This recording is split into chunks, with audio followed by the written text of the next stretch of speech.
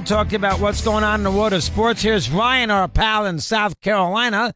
He starts us here in this segment. Ryan, welcome. How are you today, pal? What's going on? Good, dog. Thanks for taking the call. Listen, I'm living a high life right now. My Giants drafted well.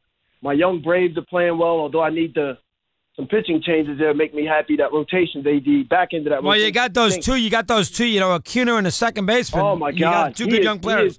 Dog, he's electric. He reminds me – I think Albies reminds me more of Jose Reyes when he first came up. But I don't know who to compare Acuna to. I mean, he's just electric to watch. Anyway, I got to watch some NBA this weekend. Last week when we talked, I talked about how I thought New Orleans would give Golden State a run. I simply don't think they will now, dog. I don't know if your opinion I watched the first half. I watched the first half, and that was a bad second quarter. I grant you that. And Curry's coming back here, so I might be wrong. New Orleans might. So much of David Wesley saying Pelicans in 6. I might be. They might have trouble winning the game in that series. I agree. Go ahead. Right. So, and again, you like to see a 6-7 game series when you're at that stage of the playoffs. I just think that's the one series you might not get one, as well as Houston, Utah. I just don't think Utah has the firepower in this round to keep up. The other thing, dog, I watched that game yesterday too, the Cleveland-Indiana game. I don't know if you realize this, but 5 minutes into the game, I think there were 4 baskets between both teams. Then Indiana gets down, whatever it is, 17, 18 points. They were gassed. They came out with a lot of energy early in the game. Getting down 17, they just couldn't make a shot. They get down 17 points or whatever it is. It took everything in them to get back. They just didn't have enough in the tank. Anyway, man, good to talk to you. Good job, Ryan. Again, you play uphill in a game 7 on the road against the best player in the sport. That's a hard game. I mean, you got enough going against you as it is, and then you're going to fall behind, and it's LeBron, and it's in Cleveland. That is a very, very tricky spot. And I'll tell you, think for a second if LeBron lost that game. Think for a second if that occurred. They would have had Indiana-Toronto in a second-round playoff series. You would not have been able to find that game on a map if that was the case. They would have buried those games. Indiana and Toronto in a second-round playoff series, that would have been – they're going to have a very hard time as it is selling a lot of these series, and they're going to have no luck selling the final, no matter who it is, because everybody's going to know that Golden State or Houston are going to romp in the final. So they're going to have an awful final.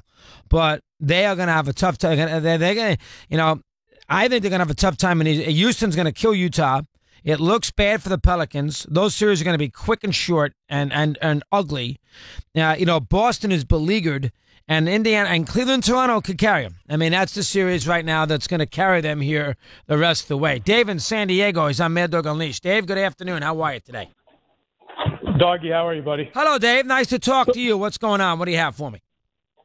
Hey, just a couple of things real quick. Last night I was making fun of all my Angel friends because of that. And I know you're going to get into it later, but it was funny because I was there a week ago with the Giants Angels, and the Angels did a pretty good job. I mean, the Giants, they traveled well. They had some good fans, but last night it was crazy. Oh, it's a disgrace. The Angel, listen, that is it's a horrendous fan base anyway.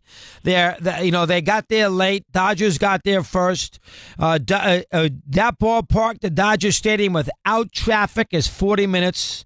They are, that whole community is Dodgers centric anyway, baseball wise.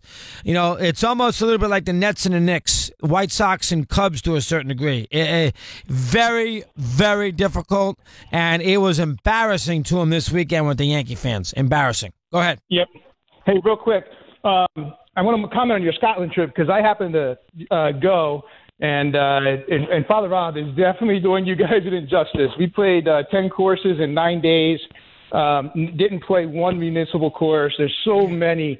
I mean, obviously the Carnousties. He did. I'm flabbergasted. I saw the lineup. Divine, my pal over there at Shore Haven's a scratch. He says, "Are you serious now? This is what we're going to do?" But they already do. They put their deposits in, so we're stuck. What a unbelievable! And I'm going to try to get them and move it around a little bit, but you can't go to Scotland to play a 9-hole municipal on a Saturday afternoon. I mean, that is. But this is a guy. He was on the Catholic Channel. He bombed there. They kicked him out of the Vatican. That didn't work out. He lives in Rapid City. Yeah, right. You heard right. Why? I shouldn't have gone to him, but I did because I wanted to be fair. I mean, he's a buddy, kind of. He's not a buddy, but an acquaintance. And I want to give him a little business. And instead, he's embarrassed everybody. And now I got an uproar on my hands with with all these guys who spent a fortune taking a week off, and they says, Chris, really? But they're not going to bail out on me because I'm a friend. They're gonna be nice to me.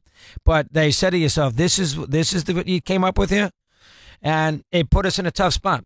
And the other thing is, I'm paying for his golf, and he's not that good, and he cheats, which is another thing. And this is going to be, Ryder Cup format and everything else, money on the line. And I got this guy who's going to, hit the ball 9 miles in every direction, and 20 minutes later we're going to see him on the green. Rob, what do you lie? 8? No, I'm putting for birdie. What? What? What are you putting for birdie? You freaking front? No, you're not. Oh my God. And another thing is, he likes to bet, and he bets my money. That's the other thing. You know it is sometimes when you put the bet in for somebody, and when you put the bet in, the guy, Torrey did this all the time. You put the bet in, yeah, let me have the Titans today. Steve, you sure? Yep. All right, takes the Titans -5, and they lose 24-17, and then when it's time to pay up, you can't find them. Steve, 5-1-2 double down. How are we doing? You can't find them. Rob's like that.